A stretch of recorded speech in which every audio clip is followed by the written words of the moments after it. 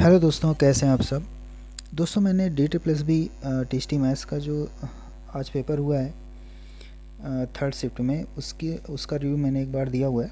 लेकिन उसमें मैंने ठीक से एनालिसिस नहीं की थी, जिससे मैं पूरी तरह से एनालिसिस करने के बाद ये वीडियो बना रहा हूँ। मुझे जानने में ये आया है कि इस बार जो कैंडिडेट्स अपीयर हो रहे हैं वो लगभग उसमें पता चल जा रहा है कि कितने कैंडिडेट्स अपीयर होने थे और कितने हुए हैं। तो लगभग 6-7 हज़ार के बीच में होने थे, जिसमें से 2-2.5 हज़ार के आसपास जो है कैंडिडेट अपीयर हो रहे हैं। कहने का मतलब 30 से 35% के आसपास कैंडिडेट की अपीयरेंस है इस बार, जो कि पिछली बार से कम है, क्योंकि पिछली बार लगभग 18,000 के आसपास कैंडिडेट्स ने फॉर्म फिलअप किया था और 9,000 के आसपास टोटल कैंडिडेट अपीयर हुए थे। कहने का मतलब 50% कैंडिडेट की अपीयरेंस थी पिछली बार। इस बार पिछली बार से थोड़ी सी कम है, लेकिन अभी एग्ज़ामिनेशन आप लोग देख रहे हैं केवल कि एक ही शिफ्ट का हुआ है। अभी तो 12, 13 और 14 को एग्ज़ामिनेशन होने हैं। तो हो सकता है कि अभी बढ़ जाए कुछ। तो दोस्तों, बात करते हैं कि डी प्लस बी में इस बार क्वेश्चन कैसे आ रहे हैं। तो आप लोग जानते हैं पिछली बार का जो पेपर था 2021 का, उसमें उसका पैटर्न जो था वो टोटल थ्योरी बेसिस पे था और बहुत ही थोड़ी सी हायर लेवल में पूछे गए क्वेश्चन, जैसे कि टोपोलॉजिकल स्पेस वगैरह हो गए, रायमान इंटीग्रेशन हो गया। वहाँ से काफ़ी सारे क्वेश्चन पूछे गए थे और काफ़ी स्टैंडर्ड बेसिस क्वेश्चन थे। इस बार भी कॉन्सेप्चुअल बेसिस क्वेश्चन पूछे गए हैं, लेकिन ऐसा नहीं है कि मतलब कि आउट ऑफ सिलेबस टाइप के हो गए हों। आप लोग कर सकते हैं, मतलब ऐसे क्वेश्चन पूछे गए हैं जो आप लोगों की पहुंच में रहेंगे, बस थोड़े से टाइम कंज्यूमिंग रहेंगे, जो है आप लोगों को टाइम हो सकता है ले। तो दोस्तों, मैथमेटिक्स का पेपर है तो टाइम तो लेगा ही।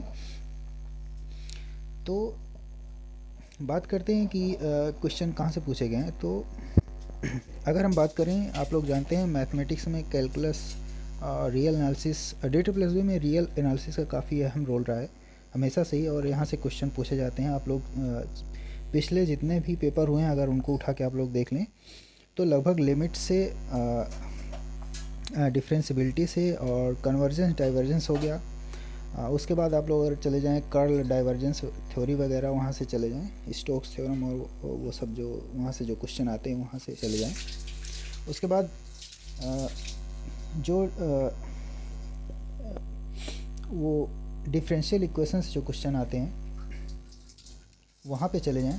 तो हमेशा से ही ये क्वेश्चन पूछे जाते रहे, कोई बड़ी बात नहीं है। आप लोग, अगर मैंने बताया ना 2018 का जो पेपर अगर आप उठा के देखेंगे तो टोटल मुझे लग रहा है उसी पैटर्न पे क्वेश्चन पूछा जा रहा है, क्योंकि इसमें मैंने 2018 का पेपर जो एनालिसिस किया हुआ है उसमें मैंने देखा है कि उसमें रेजिड्यू पे भी क्वेश्चन पूछा गया है, उसमें कन्वर्जेंस डाइवर्जेंस से भी पूछा गया है, उसमें थ्योरी बेसिस भी क्वेश्चन है, लेकिन हाँ कॉन्सेप्चुअल बेसिस है। कॉन्सेप्ट अगर आपका क्लियर रहेगा तो आराम से आप वो क्वेश्चन कर पाएंगे। कहने का मतलब है दोस्तों कि इस बार क्वेश्चन जो है लगभग सारे टॉपिक से कवर कर रहे हैं डी ट्रिपल एस बी वाले, सेम जैसे 2018 का पेपर है। आप लोग अगर करके देखेंगे तो कहने का मतलब है इस बार का पेपर जो है वो आप लोग ऐसा नहीं आएगा कि एकदम आउट ऑफ सिलेबस आ जा रहा है। आप लोग कर सकते हैं उसको, अगर टाइम मैनेजमेंट के साथ चलेंगे तो हो सकता है कि आप लोग 50-60 या 60 प्लस भी कर जाएं, अगर टाइम मैनेजमेंट कर ले जाएं तो। और रही बात अगर पार्ट फर्स्ट की, तो पार्ट फर्स्ट में जो है, पार्ट फर्स्ट का इस बार थोड़ा सा बता रहे हैं कि कैंडिडेट जो है क्वेश्चन कर पा रहे हैं। पिछली बार की तरह नहीं है कि पार्ट फर्स्ट में भी तो कट ऑफ था और कैंडिडेट्स काफ़ी सारे पार्ट फर्स्ट में ही फेल हो गए थे।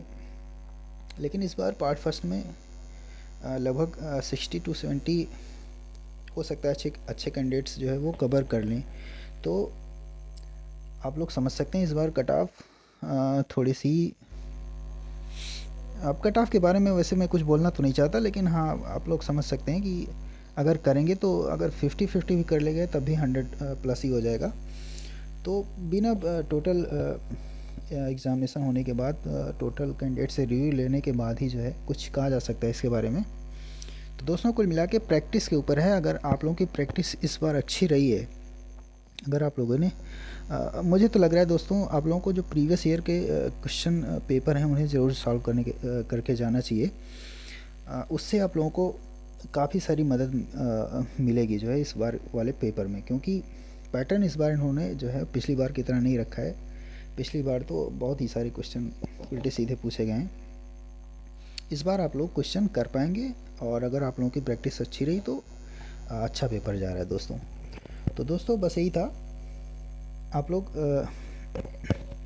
अगर मैंने हो सकता है मैं कुछ टॉपिक भूल गया हूँ, ठीक है दोस्तों। अभी वीडियो थोड़ी सी बड़ी हो जाएगी, पूरे क्वेश्चन के साथ मैं एक बार अपीयर होता हूँ। तो ठीक है दोस्तों, मिलते हैं नेक्स्ट वीडियो में, तब तक के लिए धन्यवाद।